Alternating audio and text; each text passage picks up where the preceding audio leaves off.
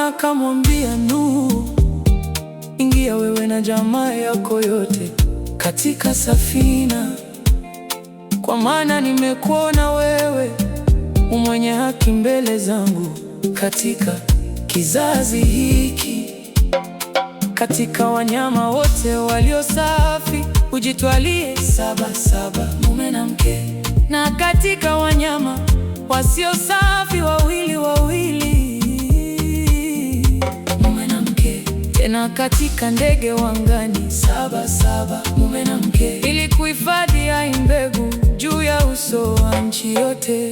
Kwa maana baada ya siku 7 nitanyeshea dunia mvua siku 40 mchana na usiku, na kila kilicho hai nilichokifanya juu ya uso wa nchi nitakifutilia mbali.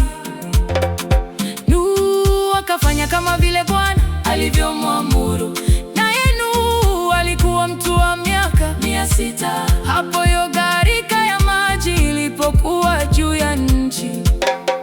Nuhu akaingia katika safina, na wanawe na mkewe na wake za wanawe pamoja naye, kwa sababu ya maji ya gharika. Na katika wanyama walio safi na wanyama wasio safi na ndege na vyovyote vitambavyo juu ya nchi wakaingia katika safina alimo Nuhu, 2 mume na mke, kama vile Mungu alivyomwamuru Nuhu.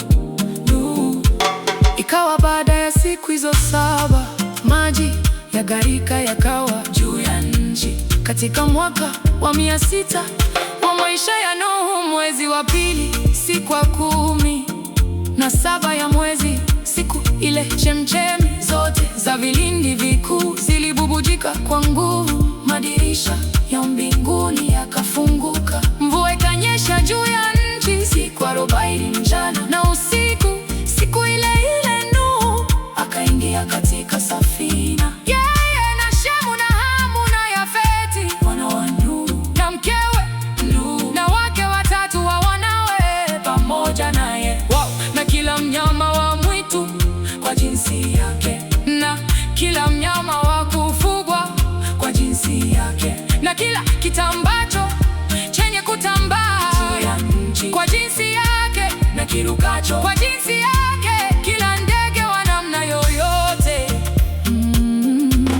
Waliingia katika safina limo Nuhu, 2 wa kila chenye mwili kilicho na pumzi ya uhai ndani yake. Na waliingia mume na mke wa kila kitu chenye mwili, kama vile alivyomwamuru Mungu. Bwana akamfungia ile gharika ilikuwako juu ya nchi siku 40, nayo maji yakazidi yakaieleza safina, ikaelea juu ya nchi. Maji yakapata nguvu yakazidi sana juu ya nchi, na ile safina ikaelea juu ya uso wa maji. Maji yakapata nguvu sana sana juu ya nchi, na milima mirefu yote iliyokuwako chini ya mbingu ikafunikizwa.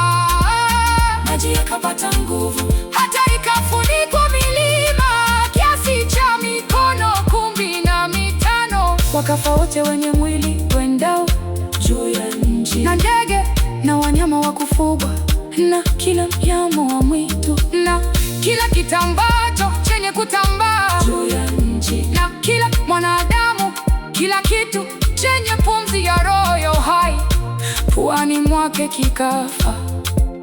Kila kilichokuwako katika nchi kavu, kila kilicho hai juu ya uso wa nchi kikafutiliwa mbali, tangu mwanadamu hata mnyama wa kufugwa na kitambacho na ndege wa angani vilifutiliwa mbali katika nchi. Akabaki Nuhu tu na hao walio pamoja naye katika safina. Maji yakapata nguvu juu ya nchi siku 150.